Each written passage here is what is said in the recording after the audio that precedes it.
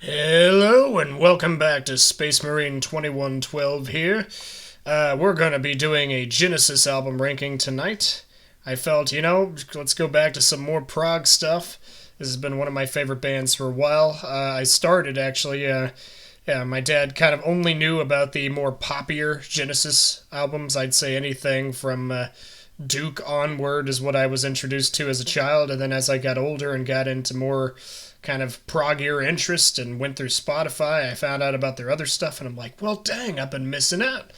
So what we got here today is going to be the ultimate Genesis tier list ranking. I'm going to rank them from left to right, from greatest to least great. I'm not going to say the worst because all of them are at least decent. And then they're going to just go down. I'm going to try to do, let's see, I'd say it's probably about three per row, I think is what it is here. It's 1, 2, 3, 1, 2, 3, 1, 2, 3, 1, 2, 3, 1, 2, 3. Yeah, so that should work. So we're going to do it three per row, make it interesting. We can't just put everything in S tier. Not that everything is S tier in this case. Some bands, like Rush in my case, everything's S or A. I just had to make it interesting for that. Genesis is a little bit different. Depends album to album. So we are going to be getting into the thick of it, I tell you. So let's go ahead and start with. I mean, I thought they were going in order here for a second, but they do have them in a randomized order. It makes it a little bit more fun. Again, I'm doing this off the cuff. I did not write anything down beforehand. So yeah, we're just going right into it. First, we're going to be starting with Genesis, from Genesis to Revelation, which this album had Anthony Phillips on the guitars.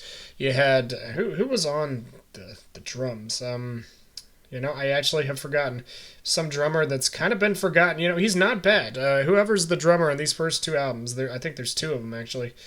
Not bad. Let me see here. You got who was on the drums? Personnel. John Silver. Yeah, okay. So you got John Silver on the drums here. Again, not like a bad drummer. It's just, it's not anything like the later stuff that's to come with Phil Collins' kind of jazzy, kind of flam. He uses a lot of flams in there, and the mainly during the poppier stuff later. But oh man, I love that stuff. So, I mean, it's pretty good. It's not what Genesis was to become. I would not say this is a classic Genesis sound yet. It's kind of like a a more 60s, early 70s pop sound, almost Beatlesque in ways. They're not quite there. The album didn't sell too well because they thought it was a religious album just due to the name.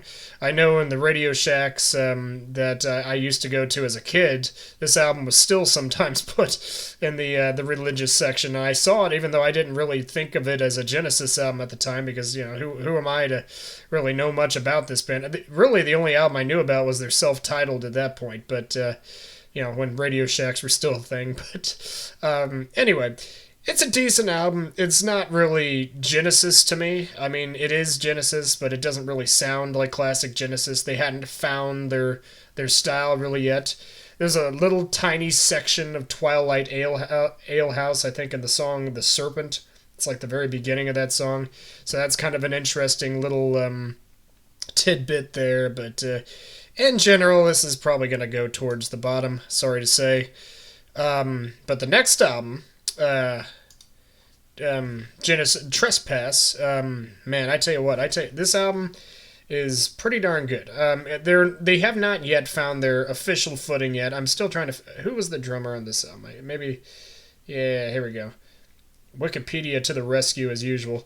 It was John Mayhew. Yeah, and okay, so John Mayhew is actually pretty decent on these drums here. I mean, we're getting into a proggier sound.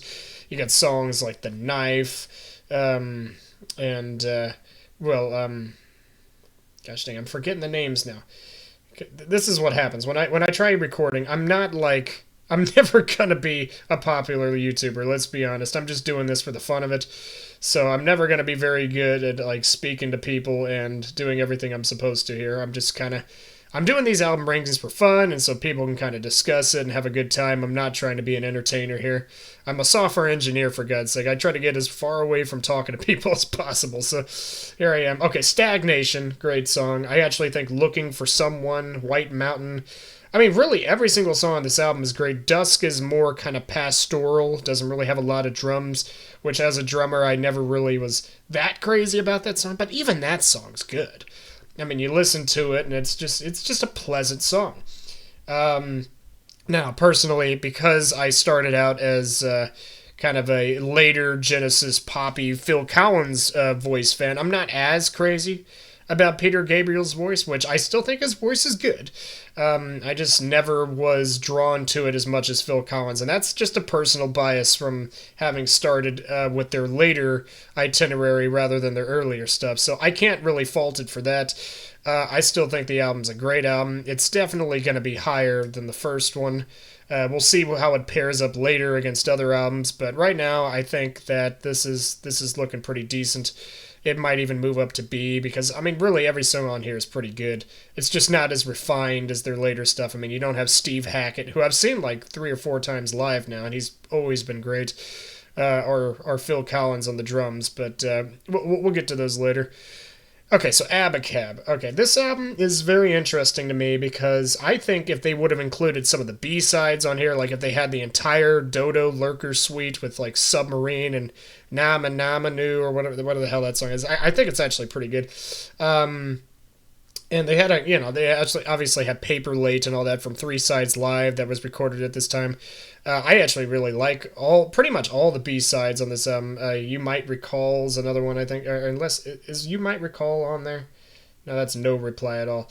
Yeah, no, there's multiple songs that were B sides during this period. They were just kind of cranking out tons of stuff. I think if they would have included those on the album instead of songs like Keep It Dark, ugh. I mean, some people actually like their more unique stuff, but I have no care for Keep It Dark or Who Done It. Just Was it me or was it me? I mean, just terrible stuff. But it does have some good songs on it. I like the title track, Abacab.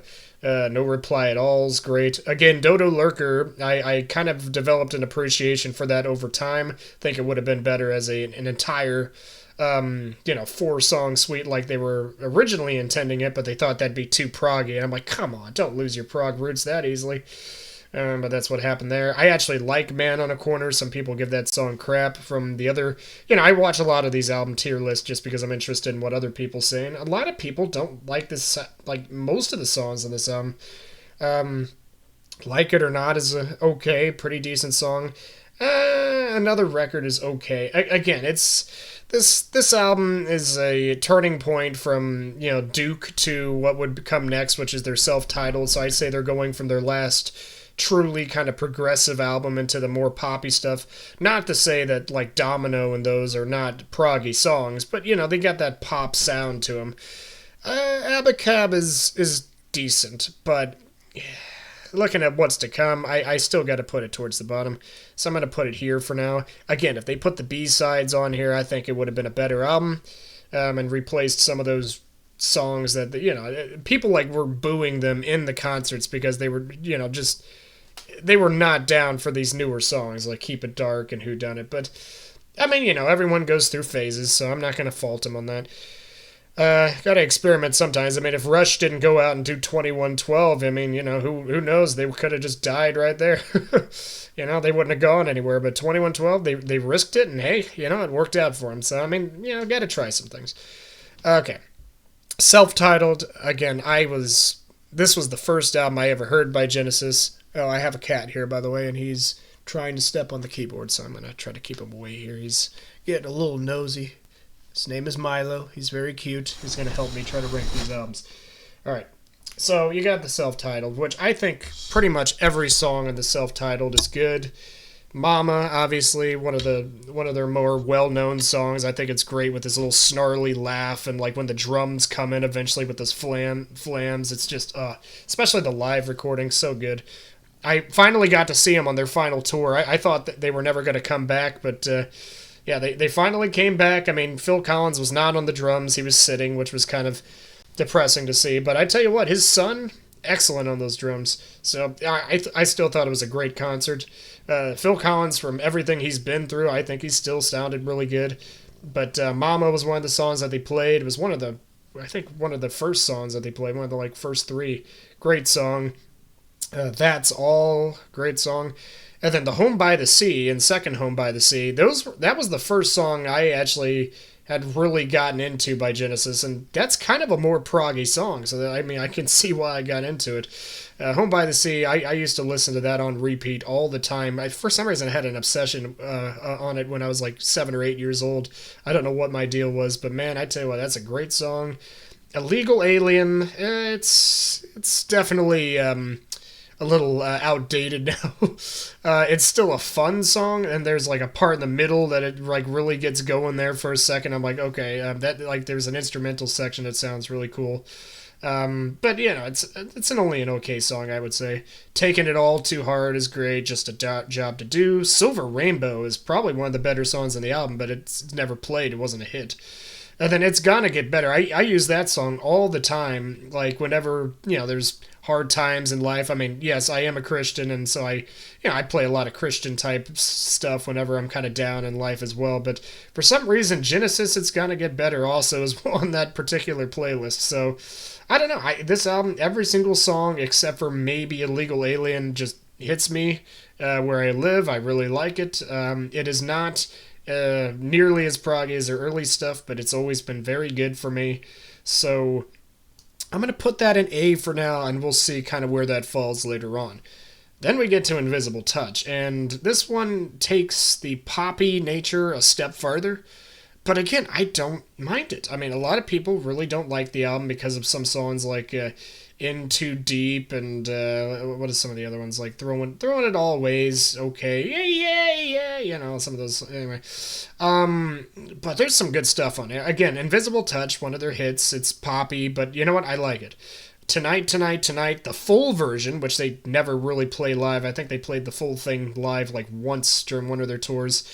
That is a fantastic song. I love that song. Land of Confusion is good. Another one of their kind of poppier.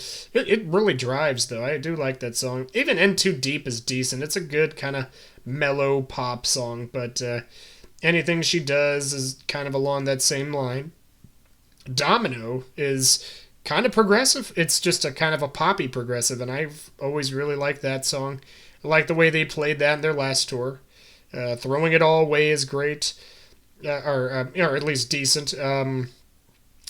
Except for the yeah, I don't really like that stuff. But the rest of the song's decent. And then the Brazilian. I mean, well, that and then the what was the other? Not Hearts on Fire. They had a lot of B-sides off of this time too. They were really doing a lot of experimentation stuff. I'm forgetting what their other B-side was, but they had another instrumental that might have gone on here that I actually think is a little bit more progressive and kind of earlier sounding. I tell you what, if they would have put a couple of those on here in place of some of these more popular songs, I mean, this album could have been way up there. I still think it's up. Gosh, it's going to be hard to put three per row because I'm looking what's coming next. I'm going to put it at B for now. It's not quite where the self-titled was for me, but it's not bad at all. I mean, every song on here is at least decent for me.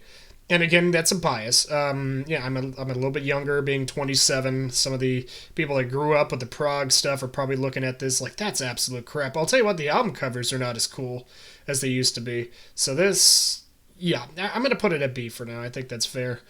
Another album that I think is a little bit underrated.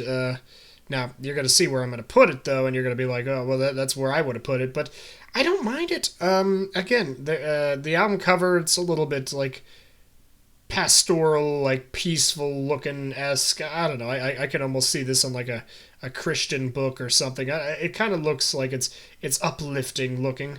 But then you get a song, No Son of Mine, and it doesn't start out uplifting, I'll tell you that. Jesus He Knows. So, okay, well, I'll go for the tracks one at a time here. We got No Son of Mine.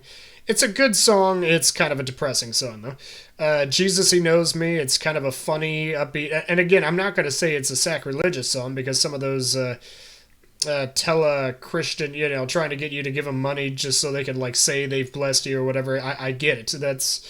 That's not the right way to be doing things. So you know what? I agree. It's kind of all right to make fun of that. So I actually don't mind that song. Driving the Last Spike, I think, is the most progressive song on the album. It's probably the best song on the album. I really like that song. I Can't Dance. I can't dance, you can't dance. I just I can I'm not crazy about that song, to be honest. It was one of their, one of their singles from this album, and I mean, obviously that's the it's the title track of the album, except for it's in the first person instead of using the we. But yeah, I'm not a huge fan of that one. Never a Time is very kind of laid back. I'm not gonna say wussy. It's just it's more of kind of a pop ballad type of thing. But I kind of like those. Like when I'm just like chilling out, wanting to listen to something, I will put on some of these songs. I mean, I get into different moods for bands, and for Genesis, there's times I want to hear like the kind of softer songs, and there's sometimes I want to get freaking heavy, and that's when I'll put on Selling England by the Pound or Trick of the Tail, stuff like that. So, those are decent. Dreaming While You Sleep, especially when he gets going, like, all my life, and all that great stuff. I actually like Dreaming While You Sleep. Tell Me Why and Living Forever are okay. Hold On My Heart is kind of the wussiest song of the album, let's be honest. Way of the World is decent. Since I Lost You, I don't even know really too much about that one. I've kind of forgotten that track. Fading Lights, it begins and ends kind of soft, kind of like some of the other tracks, but then the middle of that song, like the instrumental bit, oh man, it's killer. But, then you compare it against what I've already gone through here, and you're like, it's going to go towards the bottom. I think it's a little bit more consistent than Abacab. It doesn't have Who Done It or Keep It Dark. And it does sound more like Genesis than Genesis to Revelation, but it is not anywhere close to their later stuff. And then we're going to get to an album that I actually like, but it doesn't sound like Genesis. So I just can't condescendingly put this. It would not make sense for me to put it's basically just Mike Rutherford, Tony Banks, and a bunch of other people trying to sound like Genesis, but it kind of sounds like Mike and the Mechanics plus Tony Banks, to be honest. There's some decent songs on here. I think the some of the B-sides are a little bit better. The Dividing Line is probably the best song on the album, to be honest. I'm trying to look through these again. I mean, let's see. Calling All Stations and Congo. Congo, I actually like a good bit. Those are decent. And then the other songs are all good. I mean, they're good songs, but it doesn't sound like Genesis. And again, I don't want to just blame it on the fact that, Phil Collins isn't the singer on the drums or anything, but I mean, that kind of makes a big difference. I mean, you hear this album and you're like, oh, that doesn't say. I mean, if I were to play this album for anyone who doesn't really know Genesis and I asked them what band this is, they're not going to say Genesis. I mean, it just doesn't sound like Genesis. So, again, it is an okay album. I would say it's a good album, but for a Genesis album, it is not a Genesis album. I can't. I mean, it's in the name, but it doesn't have the same artwork. It doesn't have nearly the same amount of members. I mean, I guess it's got two of the core members, but it just doesn't sound like Genesis. So, in all good conscience, I cannot put it anywhere above this line here, and I'm gonna put it in between these two. I could easily switch these any day. Again, I listen to these albums. None of these albums am I gonna just like put off for months and months and never listen to. But yeah, just not as much. They're just not Genesis to me. They haven't gotten their stride here, and then they've lost their stride here. So that's pretty much where I'm going with that. And then we get to Nursery Crime. I mean, come on now. This is one of their top albums.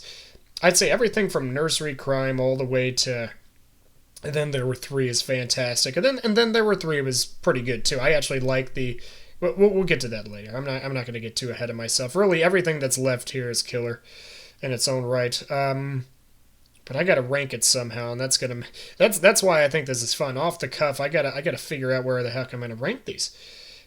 Okay, so you got. I mean, I'm looking at every song on this album, and they're all at least decent. I mean, Harold the Barrel is probably the worst track on the album, and you know what? It's still kind of fun and upbeat and pretty good. And you might be saying, "Well, you're a drummer, so why wouldn't you put Harlequin at the bottom?" I really like Harlequin. Same for Absent Friends. I don't know, the first song that Phil Collins ever sang on in Genesis. They gave him and Steve Hackett kind of their own song. I mean, I think that's a really pleasant, like really kind of beautiful song. Sometimes I like beautiful songs, even if they don't have drums. I don't know. Then you got, I mean, the musical box is fantastic. It's a little bit weird towards the end. I know it's kind of British quirky humor, having the guy that's aged in the musical box and finds his sister or whatever to be attractive. I don't know. That whole thing is kind of weird.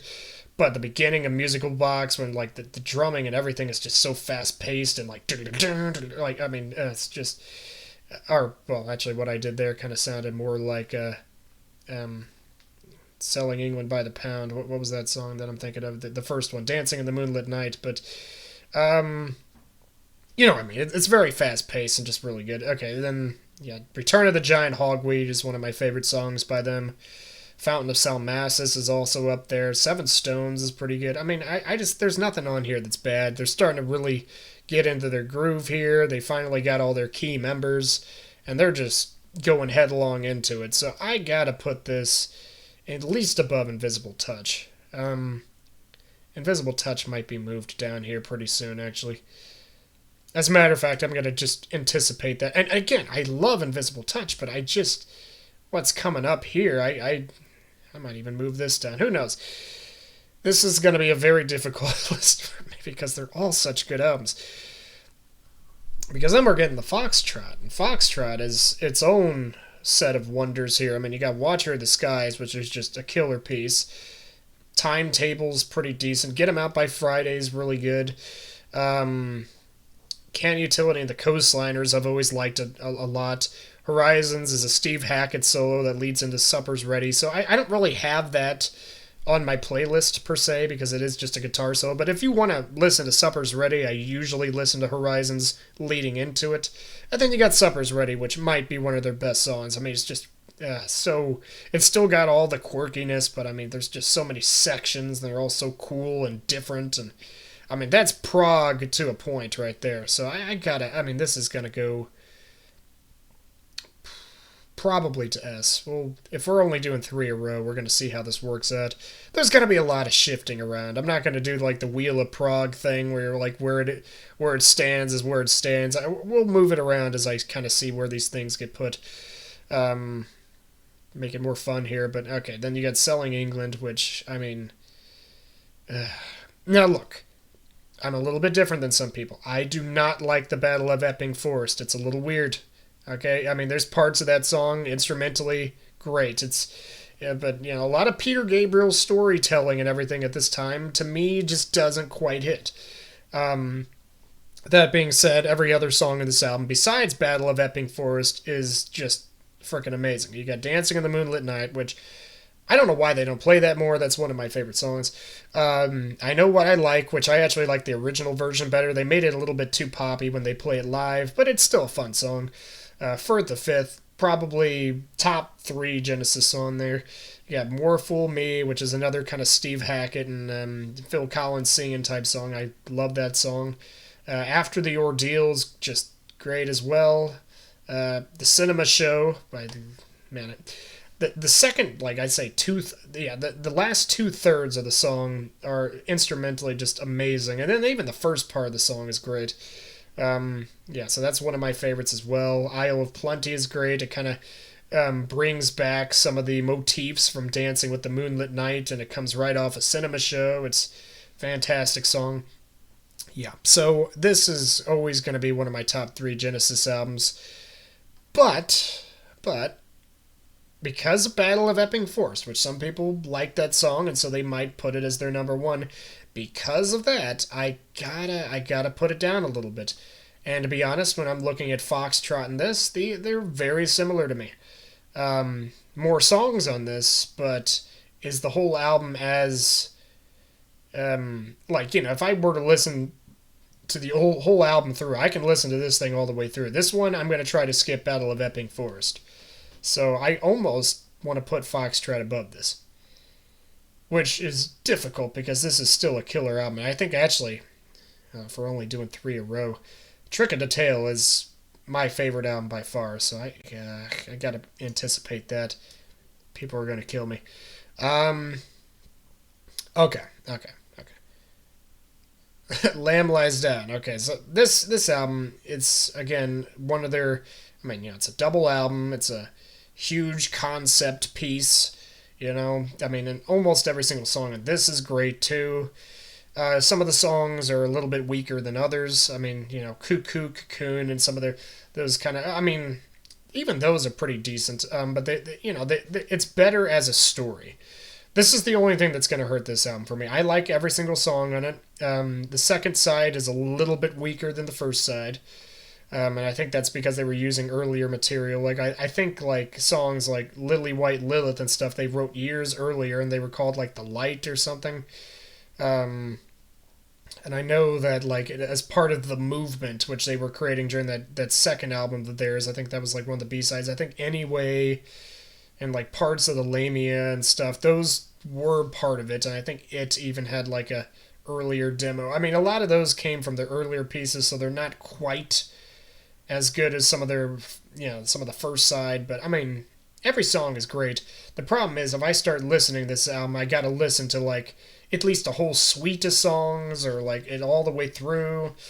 Um, so and again, I was kind of talking like, oh, what if you were to listen to this whole album? That's why I'm gonna put this above this. And this one is a little bit different because it's such a long album. I think they could have made it a little bit more concise, but it's still great.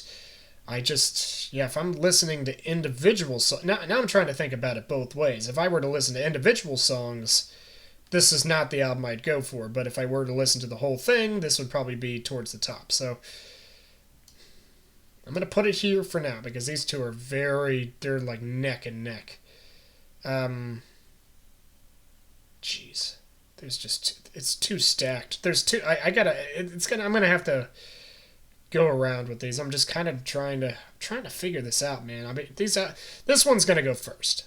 I'm just gonna put it out there right now. This one has been my favorite for quite some time, because again, I have a little bit of bias. I like Phil Collins' voice a little bit better, and again, they still have all the other key members. Every single song of this album is perfect. I mean, even Entangled, which doesn't have drums, it's just a magical song. Every song is perfect. Dance on a Volcano, perfect. Entangled, amazing. Very magical. Squonk, great. Madman Moon, oh man, the keyboards on this song, so good. Okay, here's the worst song on the album. Robbery, Assault, and Battery, and even the second part of that with like it's always the instrumental parts. I just love that part. And even the first part's kind of quirky and fun. Great song. Ripples, fantastic. Trick of the Tail's a pretty good, darn good song. I'd say that's the second worst song on the album, but it's still good. Los Endos is just the capper of it all. Some of the B-sides of this album are fantastic. Well, one of the B-sides they put in, what is that? The song that was supposed to lead into Madman Moon. It was, gosh, I'm forgetting all the B-sides. I'm going to have to look this up real quick. Hold on. Otherwise, it's going to drive me crazy. Not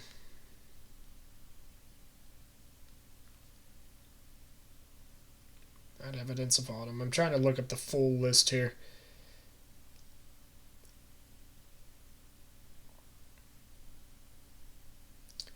Well, Twilight Alehouse, if that would have been on here, that might have... Like, if you replace that with Battle of Epping Forest... Okay, It's Yourself I Love, yeah. They put that on Wind and Wuthering, but they recorded it during this time, and very clearly it's supposed to lead into Madman Moon. If they would have put that on here, I don't even know how he can make this album better, but it would have been better. Do the Neurotic was the one I was looking at on here. See, I need to do my research beforehand. I was trying to do all this off the cuff. Obviously, I need to have things written down to make this a more concise video. But you know what? That's just how I am, you know? I like to kind of do things live, all natural, you know? So, okay, well, that's that. Okay, so It's Yourself would have been great on this album. But still, I mean, it's my favorite album. But then you get Wind and Wuthering, which is, I would say, a small step down. It's a little bit more poppy, I guess, if you want to like say that Afterglow is more kind of that direction. But I mean, still, I think they were really trying. Tony Banks and Steve Hackett here, you could tell there was a conflict of interest. how like Steve Hackett wanted to be on a certain number of songs and Tony Banks wanted others, and they were going back and forth. And some of the remixes have been more in Tony's favor. I don't know. I kind of wish they were to stay together with this lineup because they were great. And here's the thing: every single song on this album is great too. I mean, you could say that Your Own Special Ways a little bit more wussy and poppy. It's still a great song. What Gorilla? It's short, but it's kind of a cool instrumental. Um, I mean, the last three songs, when you do Unquiet Sleep Slumbers for the Sleepers, and then In That Quiet Earth and Afterglow, that whole suite of songs is just fantastic. Blood on the Rooftops is amazing. Great Tony Banks, like, yeah, keyboards on that one. What I'm going to talk about between this album and Duke is Tony Banks had these keyboards that as my dad kind of explained, kind of sounds like a wall, like a wash of keyboards. And just the way it sounded was very just kind of like mythical and mystical. It was like very, very cool sounding keyboards. I like the way he sounded on these albums. Obviously, Steve Hackett is, or no, Steve Hackett's the one doing it on Blood on the Rooftops. I got that mixed up. Sorry. Either way, I mean, yeah, the keyboards are great. The classical guitar on these, or the 12-string guitar, is great. I mean, they were definitely at their peak during these albums, and All in a Mouse's Night's good too. I mean, so it's up there. And from what I'm seeing, I'm gonna have to even move one of my favorite. Again, here's the thing: I had such a emotional connection with this album, but then when you look at all the prog stuff, it's just so much better. I can't possibly do it. And I'm sure these are going to shift around a little bit, but we'll figure that out here in a second. And here's another unpopular opinion. I love And Then There Were Three, kind of talking about the walls of keyboards. I actually really like the sound of this album. Now, it doesn't have Steve Hackett, so the guitars are lacking. I'm not going to say that Michael Rutherford is a bad guitarist. I mean, he's doing what he needs to do. It's still got a lot of the proggy elements, like Down and Out, Undertow. Burning Rope is a great song. The Lady Lies is a good song. Follow You, Follow Me is one of their pop hits. I actually like Say It's Alright Joe. Snowbound is good. I mean, every single song on this album I like too. But it is a step down, and I would say it's not as good as Duke. And if I gotta put Duke somewhere, I gotta put this. I'm not even gonna put it. These three are tough. We'll come back and we'll kind of analyze that in a sec. Duke is gonna go up here, just because. And yes, I am putting it above these because again, I kind of think that almost every single song on this album is good too. I mean, Cul-de-Sac is probably like the worst song on this album. I even like Alone Tonight and Heathays or Hethays or whatever the heck it is. The Duke Suite, which they would have put it all together, but they were too afraid that it'd sound too proggy. I hate that. I wish they would have put it together, but still an amazing song, or suite of songs. You got Man of Our Times, which is good. Misunderstandings, a very good kind of pop hit that they had. Still part of the, or no, Turn It On Again's part of the Duke Suite, which is another great song, which was kind of a pop hit, but it's got proggy elements. I like Alone Tonight, even though it's kind of a depressing song. It sounds great.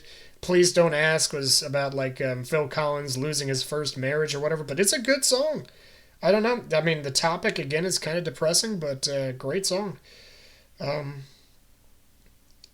and again, coming from my kind of bias of loving the poppy stuff before knowing about their prog stuff, I gotta give it some credit because these were some of the songs that Misunderstanding and Turn It On Again were some of the first songs that I had heard from Genesis besides like this album and Invisible Touch and such. So I mean, I gotta put it up there. It's still got the prog sound to it, great drumming. I mean, again, another peak.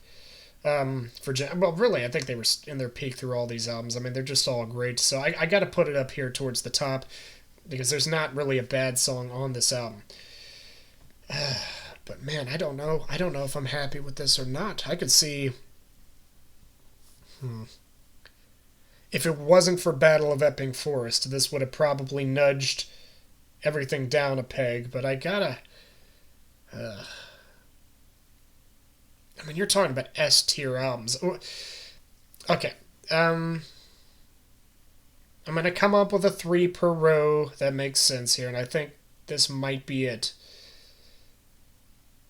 Yeah, this has got to be my three per row. This is just the best I can do. But if I really, really wanted to rank it the way I wanted it, I'd put all these at S tier. Okay, I mean, the ordering is still correct. And then I would have put these at A tier. This would have been hanging in the balance between A and B. Even Trespass would have gone here. And then it would have looked something like this. If I could have put any number in each row, I'd probably put it like this, to be honest. Because this one is not going to be a D tier, in my opinion. And these, all three, need to be in D. I mean, Abacab, if you would have put the B sides on there. Yeah, it's difficult when you're ranking these bands. It's very difficult because, like, I pretty much I would listen to any of these albums. They're all good albums, and there's not a lot of songs by Genesis that I dislike. Um, but I gotta do it somehow. So that's how I'm gonna do it here. Gosh dang, I always go in and inspect the elements of the page and remove all the divs that house these advertisements beforehand, and then they just start appearing again at some point. Luckily, there's none on the sides, but yeah, this is annoying. If we didn't have this, you could have no, that's there. Can't win. Anyway, so that's my tier list and ranking of the albums here. Hopefully you've enjoyed, had some insightful thought of maybe your own tier ranking. Which if you have your own tier ranking, put it in the comments. I'd love to see it and kind of discuss it with you. But I mean that's pretty much the way I've got it right now. It's a difficult decision, a lot of these, because I mean everything here in S tier is fan freaking tastic. There's not really beating it, and then even the A's come close. On any given day, I might be listening to this more than anything else up here, so we'll see. But yeah, this is just what I've got at the moment. So thanks for joining, and hope to see you again later on another tier list. I might even do one tonight because no one else is online, and I am bored. So we'll see what comes up next. Have a nice night.